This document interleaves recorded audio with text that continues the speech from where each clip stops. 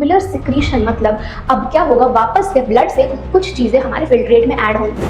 Blood की जो capillaries होती है उनको हम वासा रेक्टा कहते हैं। बाकी जगह पर जो होती है सबको कंप्लीटली मिलाकर क्या कहा जाता है, peritubular capillaries. Counter current mechanism, अब इसमें क्या होता है, इसमें हम पहले तो समझेंगे काउंटर करंट इसको क्यों बोला गया और इससे होता क्या है। ये हमारा वासा रेक्टा हो गया, तो जब ये हमारा वासा रेक्टा और ये हमारा लूकोफेन आसपास रहता है तो यहाँ पर हमारा चलता है काउंटर करंट मैकेनिज्म। अब काउंटर करंट क्यों कहते हैं, हमारा NaCl बाहर आ जाता है और यहाँ पर क्या था हमारे पास, ये पोर्शन जो है, ये हमारा पोर्शन जो था वो वाटर के लिए परमेबल है, वाटर का आना जाना हो सकता है। तो जैसे यहाँ पर सॉल्ट आ गया बहुत ज्यादा तो हाइपोटोनिक हो गया, तो जब सॉल्ट यहाँ पर बहुत ज्यादा आ जाएगा तो पानी अपने आप फॉलो करेगा सॉल्ट को, है ना। ऑस्मोसिस का सिंपल प्रिंसिपल, जिधर सॉल्ट ज्यादा पानी उधर ज्यादा जाएगा। तो यहाँ पर सिंपल क्या होगा,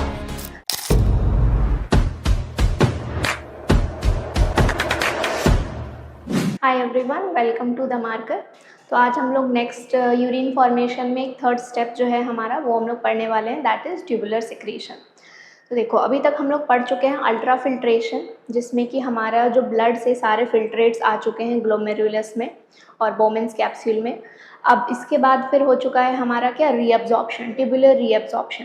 ट्यूबुलर रीअब्जॉर्प्शन में क्या होता है, जो भी चीज़ें हमको ब्लड में वापस चाहिए वो सारे कुछ वापस ब्लड में फिल्ट्रेट से पहुंच जाती है। जैसे कि ग्लूकोज 100% रीएब्जॉर्ब हो जाता है, ग्लूकोज क्योंकि हमको यूरिन में नहीं चाहिए। यूरिन में ग्लूकोज तभी आएगा जब वो कुछ डिफेक्ट होगा बॉडी में, that is in case of diabetes. तो ऐसी कुछ चीज़ें होती है जो कि कम्प्लीटली रीएब्जॉर्ब होती हैं। तो जो चीज़ें रीएब्जॉर्ब होंगी कम्प्लीटली, उनमें से एक सबसे ज़्यादा इंपॉर्टेंट है ग्लूकोज, अमाइनो एसिड्स, ठीक है। अब इनके बाद आता है सॉल्ट्स, सोडियम आयन, वाटर, ये सब कुछ अमाउंट में रीएब्जॉर्ब होता रहता है अलग अलग पोजीशंस पर, जैसे PCT में, फिर हेनलेज लूप में एंड देन DCT में। अब इसके बाद आता है हमारे पास ट्यूबुलर सिक्रीशन। ट्यूबुलर सिक्रीशन मतलब अब क्या होगा, वापस से ब्लड से कुछ चीज़ें हमारे फिल्ट्रेट में ऐड होंगी। पहले रीएब्जॉर्प्शन हो चुका है, मतलब ब्लड से ये फिल्ट्रेट में जा चुकी, फिल्ट्रेट से ब्लड में जा चुकी है चीज़ें जो हमको ब्लड में ज़रूरत थी, उसको हम भेज चुके हैं। अब हो सकता है कि ब्लड में बाद में पता चल रहा हो कि कुछ और चीज़ें हैं जो हमको ज़रूरी नहीं है, तो उनको वापस से फिल्ट्रेट में आकर मिलाया जाता है ताकि वो यूरिन के साथ बाहर एक्सक्रीट आउट हो सके। तो उस प्रोसेस को हम कहते हैं ट्यूबुलर सिक्रीशन। अब इसके लिए हम लोग एक नेफ्रॉन ड्रॉ करेंगे वापस से। ये हमारा PCT हो गया, यहाँ पर हम आ गए लूप ऑफ हेनलेज में एंड देन हमारा DCT, ये कलेक्टिंग डक्ट। कलेक्टिंग डक्ट तो हमारा मल्टीपल नेफ्रॉन का पार्ट है, कंबाइंड। अब ट्यूबुलर सिक्रेशन है, हमने पढ़ा था हमारे यहाँ पर पूरे तरफ कैपिलरीज होती है, पेरी ट्यूबुलर कैपिलरीज। यहाँ पर जो होता है वो वासा रेक्टा होता है, हेनलेज लूप के आसपास ब्लड की जो कैपिलरीज होती है उनको हम वासा रेक्टा कहते हैं। बाकी जगह पर जो होती है सबको कंप्लीटली मिलाकर क्या कहा जाता है, पेरी ट्यूबुलर कैपिलरीज। आसपास ये जो ट्यूब है हमारा रीनल ट्यूब्यूल, उसके आसपास जो ब्लड कैपिलरीज होती है, तो हम ब्लड कैपिलरी भी ड्रॉ कर ही लेते हैं।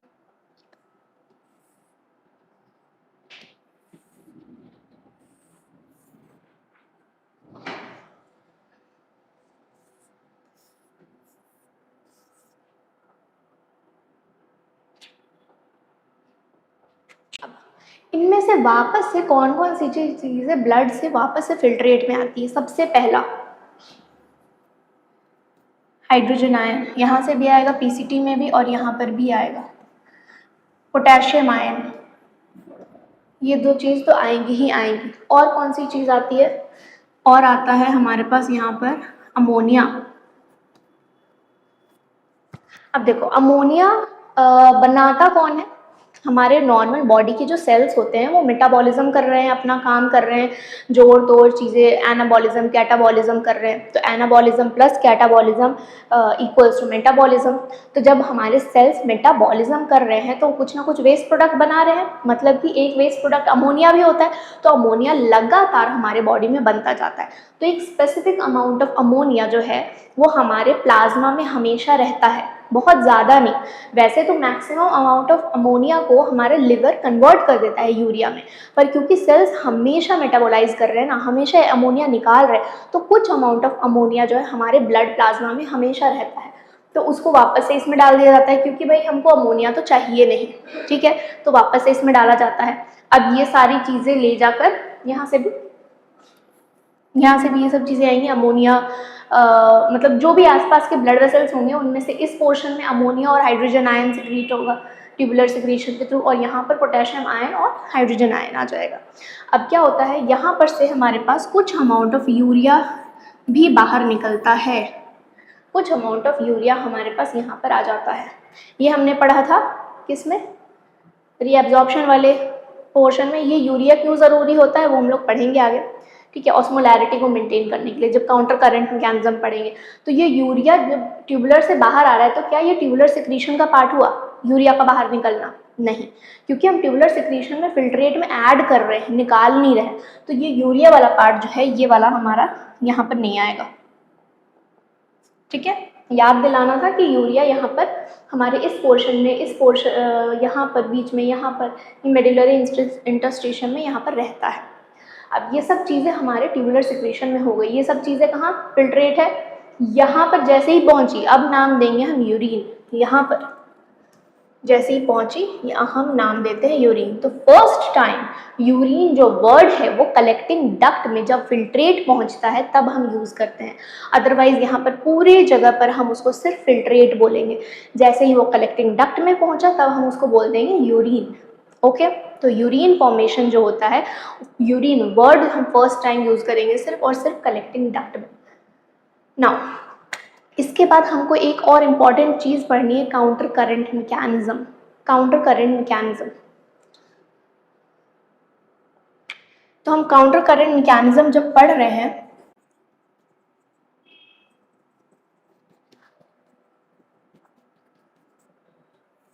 काउंटर करंट मैकेनिज्म, अब इसमें क्या होता है, इसमें हम पहले तो समझेंगे काउंटर करंट इसको क्यों बोला गया है और इससे होता क्या है। इससे जो हमारा ब्लड का ऑस्मोलैरिटी जो होता है वो हम बोलते हैं कि मेंटेन रहता है। तो ये ऑस्मोलैरिटी क्या होता है, हमारे ब्लड में एक स्पेसिफिक अमाउंट ऑफ सॉल्ट रहता है, एक स्पेसिफिक अमाउंट ऑफ वाटर रहता है।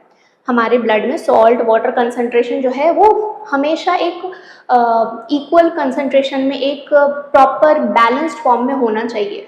तो उसको हम कहते हैं कि ब्लड का या फिर हमारे प्लाज्मा का ऑस्मोलैरिटी मेंटेन है, तो वो होता है 300 मिली ऑस्मोल, 300 मिली ऑस्मोल, ओके। ये हमारा नॉर्मल ऑस्मोलैरिटी होता है हमारे प्लाज्मा का। अब हमको क्या करना है, काउंटर करंट मैकेनिज्म में वापस से हम अपने ड्रॉ करेंगे नेफ्रॉन्स।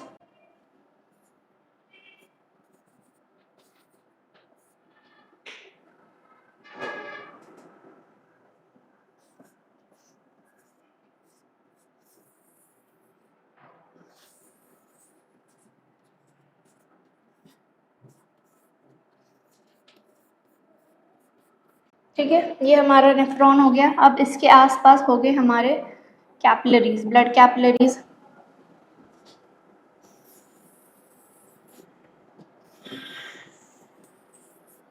ये हमारा वासा रेक्टा हो गया। तो जब ये हमारा वासा रेक्टा और ये हमारा लूप ऑफ हेनले आसपास रहता है तो यहाँ पर हमारा चलता है काउंटर करंट मैकेनिज्म। अब काउंटर करंट क्यों कहते हैं, देखो यहाँ से जब फिल्ट्रेट फ्लो कर रहा है तो उसका डायरेक्शन किस साइड होगा, ऐसे डाउनवर्ड्स, इधर से होकर जाएगा एंड देन यहाँ पर अपवर्ड्स, इस तरीके से होगा। बट जब ब्लड फ्लो करता है तो सबसे पहले जो हमारा इफरेंट आर्टरियोल निकलता है, तो इफरेंट आर्टरियोल हमारा पीसीटी के अराउंड रैप करता है, उसके बाद हमारे डीसीटी के पास जाता है, उसके बाद ऐसे आता है और वापस से फिर निकल जाएगा किधर, हमारे रीनल वेन को ज्वाइन कर लेगा। तो इस साइड से आता है और इस डायरेक्शन में जाता है। तो यहाँ पर जो फ्लो होता है ब्लड का वो ऐसे होता है, अपोजिट डायरेक्शन में। तो लूप ऑफ हेनले और जो वासा रेक्टा है वहाँ पर दोनों जगह पर जो फ्लूइड है उसका डायरेक्शन अपोजिट होता है। इस वजह से हम कहते हैं यहाँ पर काउंटर करंट, ठीक है, एक दूसरे के अपोजिट फ्लो कर रहा है। ये यहाँ और यहाँ पर अपोजिट है, यहाँ और यहाँ अपोजिट, और ये दोनों भी अपोजिट है। तो यहाँ पर पूरे में काउंटर करंट मैकेनिज्म इसलिए नाम दिया गया है। अब होता क्या है यहाँ पर, देखो हमारा जो भी यहाँ पर फिल्ट्रेट आ रहा है इस जगह पर हमारे पास 300 मिली ऑस्मोल का कॉन्सेंट्रेशन है। ये कॉन्सेंट्रेशन धीरे धीरे जब हम लूप ऑफ हेनले के इस पोजीशन पर आते हैं तो ये धीरे धीरे बढ़ता है। 300 से 400 होगा, 600 पे जाएगा, 800, 1000 एंड देन इस जगह पर आते आते ये 1200 हो जाता है। अब ये कैसे होता है, मतलब कि यहाँ पर हमारा हाइपरटोनिक हो रहा है, मतलब सॉल्ट का कॉन्सेंट्रेशन बढ़ रहा है हमारे फ्लूइड में, हमारे फिल्ट्रेट में, है ना। सॉल्ट का कॉन्सेंट्रेशन बढ़ रहा है, पानी कम हो रहा है, तो हाइपरटोनिक हुआ हमारा जो भी फिल्ट्रेट है यहाँ पर आते आते। तो इस पोजीशन पर जो हमारा लूप ऑफ हेनले का ये पोजीशन होता है, उस पे यहाँ इस पोजीशन पर आके 1200 मिली ऑस्मोल का हमारा ऑस्मोलैरिटी हो जाता है। नाउ ये होता कैसे है, देखो हमने बोला था यहाँ से हमारे पास आता है यूरिया।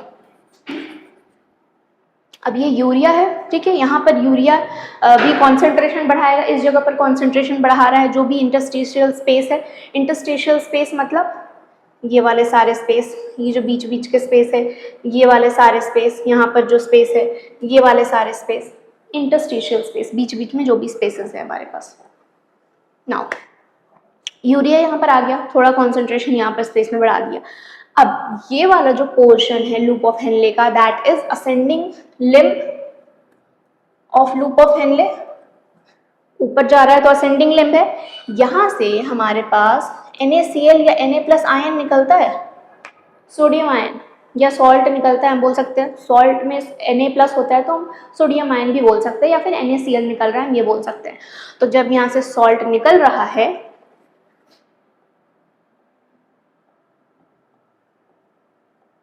NaCl ही लिख देते हैं, NaCl, जब यहाँ से सॉल्ट निकल रहा है तो यहाँ पर ये और कॉन्सेंट्रेशन बढ़ा रहा है इंटरस्टिशियम में, ठीक है, सॉल्ट निकल रहा है। अब ये सॉल्ट को ये वाला पोर्शन रिसीव कर लेता है। कौन सा portion, descending limb of Vasa रेक्टा, ascending limb of loop of Henle से जो सॉल्ट निकलता है, क्योंकि ये वाला पोर्शन सॉल्ट के लिए परमिएबल है ना, ये वाला पोर्शन वाटर के लिए परमिएबल है, यहाँ से वाटर आना जाना कर सकता है, यहाँ से सॉल्ट आना जाना कर सकता है, तो यहाँ से सॉल्ट निकल सकता है, सॉल्ट निकल रहा है, ये वाला पोर्शन सॉल्ट को ले लेता है, ठीक है, सॉल्ट को ले लेगा और ये पोर्शन किधर लेकर जाएगा, यहाँ पर लेकर जाएगा। अब यहाँ पर जैसे ही पहुँचता है हमारा NaCl बाहर आ जाता है, हमारा NaCl बाहर आ जाता है। और यहाँ पर क्या था हमारे पास, ये पोर्शन जो है, ये हमारा पोर्शन जो था वो वाटर के लिए परमिएबल है, वाटर का आना जाना हो सकता है। तो जैसे यहाँ पर सॉल्ट आ गया बहुत ज़्यादा तो हाइपोटोनिक हो गया, तो जब सॉल्ट यहाँ पर बहुत ज़्यादा आ जाएगा तो पानी अपने आप फॉलो करेगा सॉल्ट को, है ना, ऑस्मोसिस का सिंपल प्रिंसिपल, जिधर सॉल्ट ज़्यादा पानी उधर ज़्यादा जाएगा। तो यहाँ पर सिंपल क्या होगा, वाटर यहाँ पर आ जाएगा, किससे आएगा, descending limb of loop of Henle से, क्योंकि वही परमिएबल है वाटर के लिए, इस वजह से वहाँ पर वाटर आ जाता है।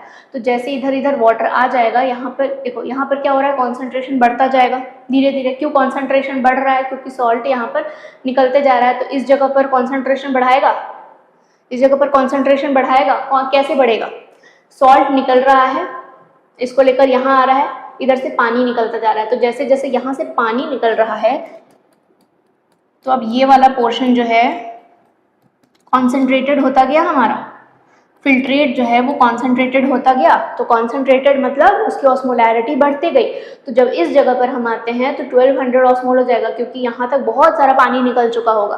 फिर ये कॉन्सेंट्रेटेड यूरिन इधर से जाके हमारा निकल जाएगा। तो हम यूरिन को कॉन्सेंट्रेट क्यों करते हैं, क्योंकि क्या होता है कि हमको यूरिन में अगर हम बहुत ज़्यादा पानी निकाल दे बॉडी से, तो कई बार हो सकता है बॉडी को पानी की कमी हो जाएगी। तो ज़रूर मतलब जितना ज़रूरी है उतना ही पानी निकालना है, बहुत ज़्यादा एक्सेस ऑफ पानी नहीं निकालना होता है यूरिन में। इस वजह से ये वाला मैकेनिज्म चलता है। तो काउंटर करंट मैकेनिज्म कब चलता है, जब बॉडी में पानी की कमी हो रही है, पानी को कंजर्व करना है। तो पानी को कंजर्व करने के लिए हम यूरिन को कॉन्सेंट्रेट कर देते हैं, ताकि ज़्यादा पानी बॉडी से ना निकले। ओके, तो पानी हमारा यहाँ आ गया, और पानी यहाँ आ गया तो वापस ये ब्लड में चला जाएगा, इधर से इधर अब्जॉर्ब हो जाएगा। Okay, simple. तो काउंटर करंट मैकेनिज्म काम इसलिए करता है ताकि हमारी यूरिन को कॉन्सेंट्रेटेड बना सके। और यूरिन को कॉन्सेंट्रेटेड क्यों बनाना है, क्योंकि हमको वाटर कंजर्व करना है, बॉडी में पानी की कमी चल रही है, तो पानी को हमको बचाना है, यूरिन में फेंकना नहीं है। तो उस टाइम पर यूरिन कैसा होना चाहिए, थोड़ा येलो, डार्क येलो कलर में होना चाहिए। यूजुअली यूरिन का येलो कलर होता है, पेल येलो कलर होता है। ओके, पर जब कॉन्सेंट्रेटेड हो जाएगा, पानी कम हो जाएगा, तो वहाँ पर वो डार्क येलो दिखने लगेगा। तो अपने आप पता चल जाएगा कि बॉडी में पानी की कमी हो रही है। ठीक है, चलो ये हमारा हो गया काउंटर करंट मैकेनिज्म।